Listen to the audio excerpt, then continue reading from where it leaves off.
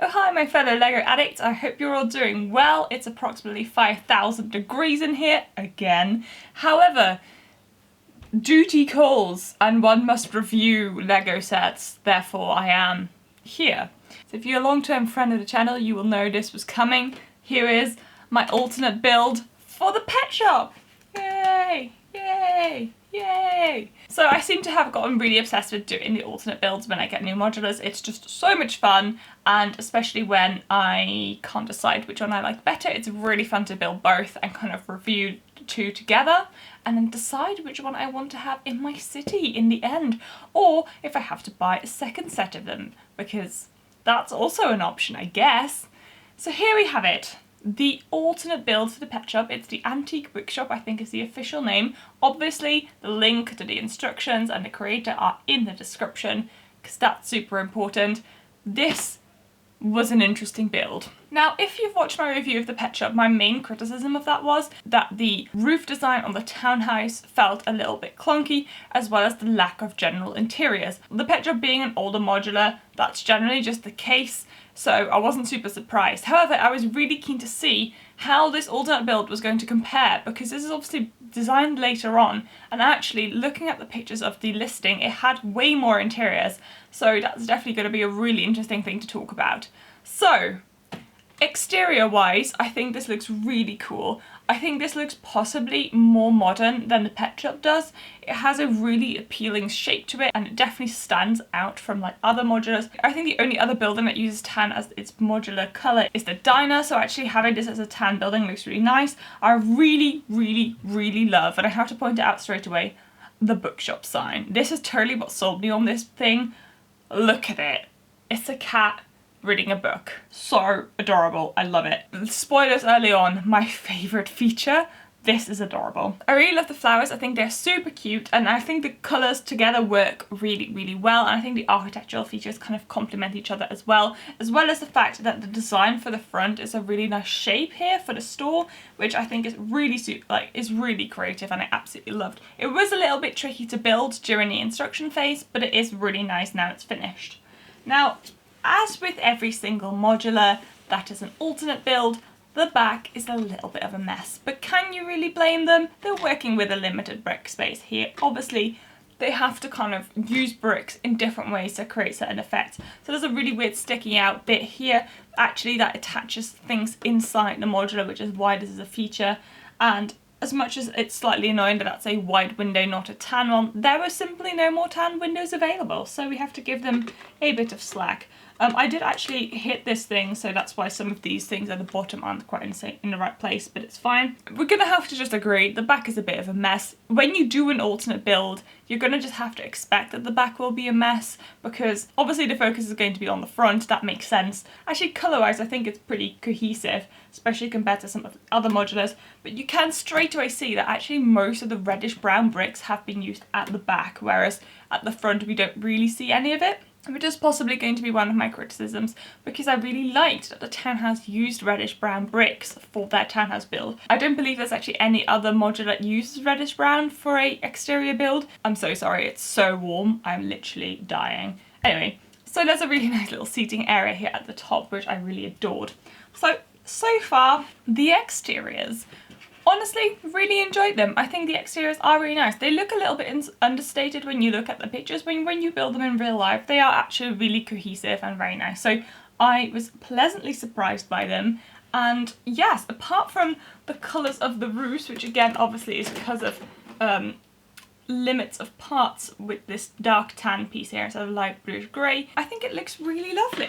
So top floor first, we'll just work our way down. And actually here you can see that there's just way more interior details in this alternate build than there is in the original. So the top floor has a little bench press, a desk with a chair, a bed and a light, which I love. All of them, I think they're great. The designs are fantastic. I think they really add to things. They've been really creative in part use for how to make the chairs. I think that's really adorable. We see a very similar design of these down in the kitchen in a minute. And honestly, it has a lot of detail. It has way more interior detail than the actual original modular, so hats off to the designer. Honestly, really, really appreciated that. And obviously this is also the floor that has the exterior balcony, so it's a really nice floor. Like, if I were to live here, I would really appreciate this little attic room. Apart from right now when it's really hot, I bet it's boiling up there. Right, moving on to the first floor. This is the apartment area. This is accessed from underneath this area here. There's a stairs up, and then you have a gorgeous bathroom, which I have to say is a vast improvement on the little toilet from the original townhouse. This actually comes with a shower as well. It's a really proper room. I love it. And then there is the most beautiful Lego kitchen I have yet seen. And honestly, the fact that this is in a mock alternate build is just mind-blowing to me. It's so comprehensive, so amazing. Some of the techniques used to actually attach some of these things to the modular are fantastic. Not every single piece in here is attached, so the microwave is a loose build, so if you were to move it around it would fall over, as well as the chairs move and the chopping board. However, I can totally oversee that little detail because you can't do everything. This is an old build, but honestly, this is such a detailed, gorgeous kitchen. There's even a TV. There is a microwave, there's a fridge, a sink, a chopping board, an espresso machine, a hob. Honestly, it has everything. It even has an extractor fan. This is possibly my favourite room of any of the old builds I have done, and there is a lot of them. This, maybe because my expectations were different, but this really, really blew me away, and I just think it's fantastic. Sadly, it's obviously in the interior, so if I were to display this in my city, I wouldn't see it very often, but just knowing it's here makes me very happy. Right, let's move on to the actual bookshop that this modular is named after. Let me also just wipe the sweat off my brow and my neck. Oh my gosh. Right, so bottom floor, bookshop. During the build of this bookshop, I was really not sure about it. I have to say, when I was looking at images of this build before buying it, I wasn't sure if I was going to love it. Obviously I'm used to having like the books be Lego pieces, and obviously in this modular, because it's working with the bricks this modular came with, it's using actual bricks and tiles in order to create the book look. And also, especially when you start, the building for like the exterior here is a little bit tricky at times. So I wasn't really sure where I was going. I was really on the fence up until I finished the the big bookshelves that if you got in a corner. And obviously the way it wraps around and really just adds so much detail to this room. And actually, in a way, this is what I wanted, and this is the level of detail and amount of books that I wanted for the actual bookstore that Lego has done. In my opinion, the actual Lego bookstore modular that they've done just doesn't have enough books inside.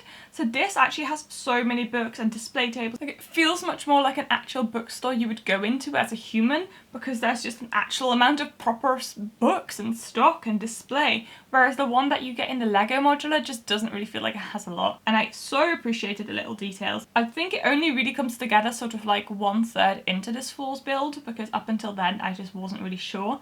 But actually, when it does come together, it is fantastic. I think this is so creative. I absolutely love what they did. There's a little store cupboard as well with like a crate with more books in for restocking. There's a nice little till build with like an actual counter that the minifigures can stand behind. I'm very impressed with this bookstore. The way this is built is just genius. And again, the cat sign is amazing. So that really helps this bookstore's case as well with me. But I really think the interior build of this bookshop is fantastic, and it really feels like the interiors were one of the main focuses as well as the like front exterior.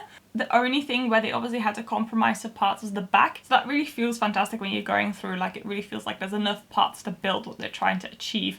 And I think that's the best thing to have in a modular, like an old building, because sometimes it feels a little bit like, oh, we just have a few parts left over. I don't know what to do with it. I'll build this random thing that doesn't really tell a story. This really does tell a story. I think this is a phenomenal old build. It's so much fun to build. Considering all of the prices of retired modulars, the pet shop is not crazy expensive, so actually getting two isn't like completely ridiculous. And I would totally recommend, if you love modulars but you've collected all of them already, or you just want another bookshop in your store, because which town doesn't need more bookstores, this is fantastic. Obviously there's always the opportunity to like mock it and add things and change things that you don't like about it. But to be honest, from the front, if you don't see the back in your city, this is good to go. It's gorgeous, it's fantastic, it has unique features, and the interiors are top notch.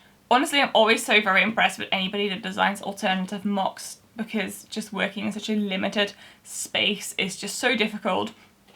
This one especially very, very impressed me, because this is the only bricks that are left after building the old build. Like, this is the least amount of bricks I had left over of any of the old builds I've done, and this is so impressive. There's only a few big pieces and the rest are really just kind of some detail bits, and honestly I keep saying it, but I'm really impressed by that. But now for the big question. Would I keep this at my city, or will I have the pet shop? Actually, I'm gonna revert back to the pet shop. Not because I don't love this, but mostly because I have a better space for the pet shop to go.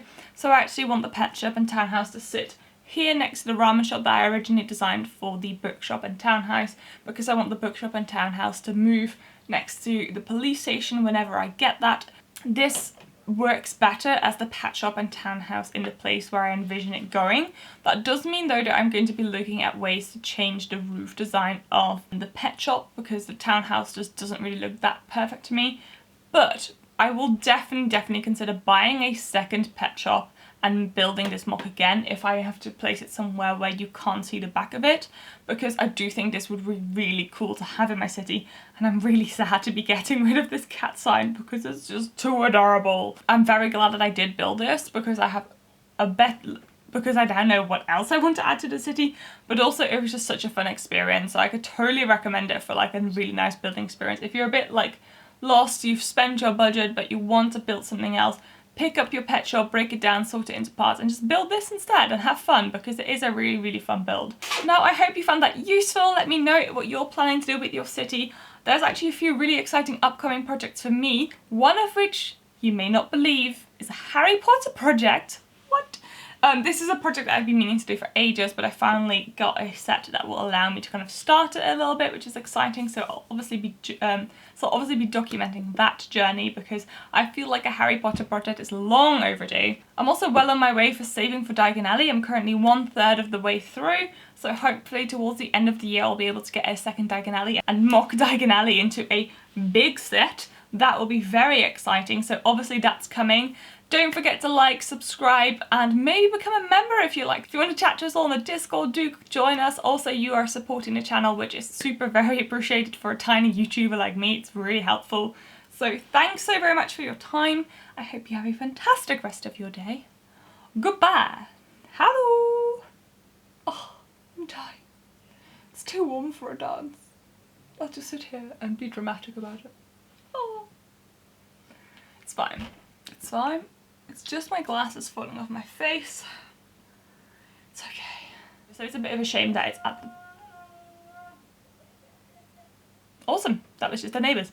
I better sign this video off before I end up being an actual puddle, and therefore I will say goodbye to you. Bye, bye, bye, bye, bye, sister.